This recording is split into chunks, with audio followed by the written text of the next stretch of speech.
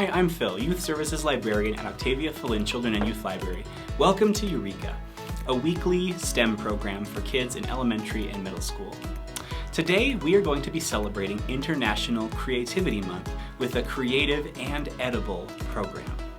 We are going to be creating some edible art and learning a little bit about chocolate and states of matter along the way. Let's go ahead and get started. Let's take a look at the materials we'll be using for today. If you requested a supply kit from the Children's Library, you will receive in your supply kit a plastic bag with about a 1/4 cup of chocolate chips, a paper with some printed patterns, and a sheet of plastic, and you'll also need to get from home a pair of scissors. Today we are going to be working with chocolate. Now, one of the reasons that chefs and bakers like to work with chocolate so much is its change in states of matter. At room temperature, chocolate and the fats inside of the chocolate are a solid. And so if you've ever picked up a candy bar right off the counter in your house, or chocolate chips like you have in your bag, it will feel solid. But without heating it too much, chocolate and the fats inside of the chocolate change their state of matter, and they become liquid. And the neat thing about that is it allows chefs and bakers to be able to change the shape of the chocolate. So they do something called piping, which is taking the chocolate, the liquid chocolate, and putting it in all sorts of neat shapes. All they have to do is lower the temperature by just a few degrees, and the chocolate turns back into a solid. Then chefs are able to take their solid creations and use them as amazing decorations for their bakes. Let's get started with our experiment. Kids, this is the step of the experiment where it's really important that you have an adult, such as a parent or older brother or sister, with you to help you, because this can get hot. What we are going to do is take our bag of chocolate chips and we're going to put it into a microwave. And we're going to start raising the temperature of our chocolate chips by a few degrees each time in little bits until our chocolate turns from a solid into a liquid.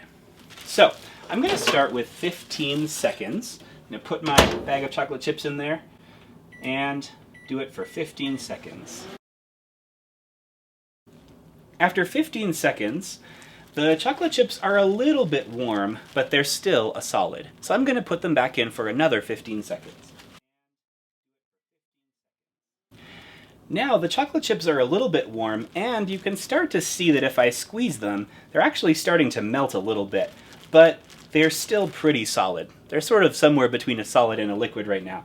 So I'm going to put them in for another 15 seconds. It's important at this point to make sure you're very careful when you're touching them so that you don't burn yourself, because they are going to start getting fairly warm. Now when I squeeze the chocolate, it feels really soft. In fact, at the bottom here, it's actually pretty much a liquid, but there are still a few chocolate chips on the top that haven't yet melted. So I'm going to put it in for one last 15-second chunk of time, and I think that's going to be enough to totally turn my chocolate into a liquid. Okay, now if I just sort of press on my chocolate chips here, I can feel that the chocolate is pretty warm to the touch, and it's pretty much all liquid. And so this is ready now for me to go on to my next step. Just a note, it might take you fewer or more times in the microwave than it took me, because microwaves have different strengths. So make sure you're very careful when you're touching the chocolate, and make sure you test it out to make sure you just get it until it's liquid like mine. All right, now that I have changed the state of my chocolate from solid to liquid, I'm ready for the next step. The first step is to get all of this chocolate into one corner of the bag. So I'm just going to sort of use my fingers and squish it all down so that it's all in the bottom corner.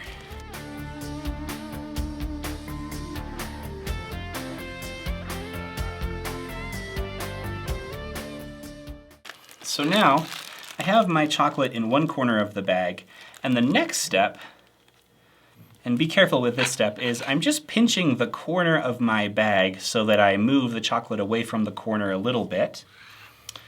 And now I'm going to take my scissors and I'm going to cut off a very, very tiny triangle from the corner. It's better to start very small and make it bigger than to make it too big at the beginning. So I'm going to do a tiny, tiny little bit off the corner. And now I am ready to start piping my chocolate. The next thing I'm going to do is take my sheet of acetate or plastic and put it over top of my patterns that I have from my kit. You're welcome to use the patterns we provided, but you're also welcome to draw your own patterns. You could do anything from hearts to a dinosaur. What I'm going to do is try to outline this pattern onto my plastic. So I'm just going to very, very gently squeeze my bag, and chocolate is going to start coming out in a very tiny little stream. Now, one thing at this point to make sure is that you don't squeeze your bag too hard, because it will burst open and you will get liquid chocolate all over the place. So just very, very gently squeeze and go over your pattern.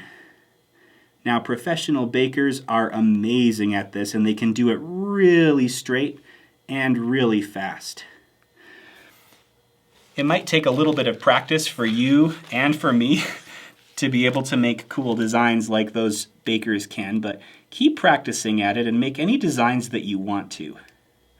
Be creative. You could try spelling your name. That one's a lot better. You could try doing a smiley face. You could try making a flower. All right, I'm going to move my plastic over and do just a couple more here.